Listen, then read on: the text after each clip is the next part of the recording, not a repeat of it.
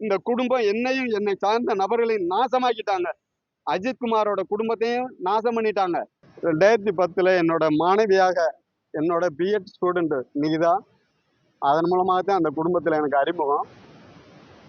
மேலும் என்னோட உறவினரும் கூட அவங்க. சிவகாமி அம்மையார் இன்று கோயிலில் வந்துட்டு நடக்க முடியலன்னு நாடகம் போட்ட சிவகாமி அம்மையார் வந்துட்டு எனக்கு நைட்டு 11:45 வந்துட்டு ஃபோன் பண்ணி 2 நல்ல அரசு வேலை, உடனடியாக நீங்கள் 9 லட்சம் கொண்டு வாங்க, உங்களுக்கு பணத்தை வேலையை வாங்கி தந்துடும் அப்படின்ட்டு ஃபோன் பண்ணாங்க. வீட்டை எல்லாமே லாக் பண்ணிடுறாங்க. அடுத்து பேப்பரில் வந்துட்டு செய்தியாக வருது, இந்த மாதிரி மாவட்ட அதிகாரி அதாவது ஜெயபெருமாள் வந்துட்டு டெப்டி கலெக்டராக இருந்து ரிட்டையர்ட் ஆகிருக்காரு. இந்த சிவகாமியா வந்துட்டு பிஜி ஃபிசிக்கல் டைரக்டர்னு நினைக்கிறேன். இந்த பொண்ணு வந்து நிகிதா வந்துட்டு என்கிட்ட 2006 பிஎட் படித்தாங்க.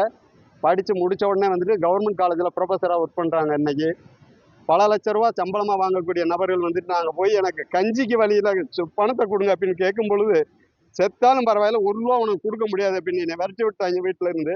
சாப்பிட்றதுக்கு வழி இல்லை. நான் காலேஜில் பிரின்சிபலு, ஆனால் சாப்பிட்றதுக்கு வழி இல்லாமல் பட்டினியாக போயிருக்கேன் கல்லூரிக்கு. இந்த குடும்பம் என்னையும் என்னை சார்ந்த நபர்களையும் நாசமாக்கிட்டாங்க. அஜித்குமாரோட குடும்பத்தையும் நாசம் பண்ணிட்டாங்க.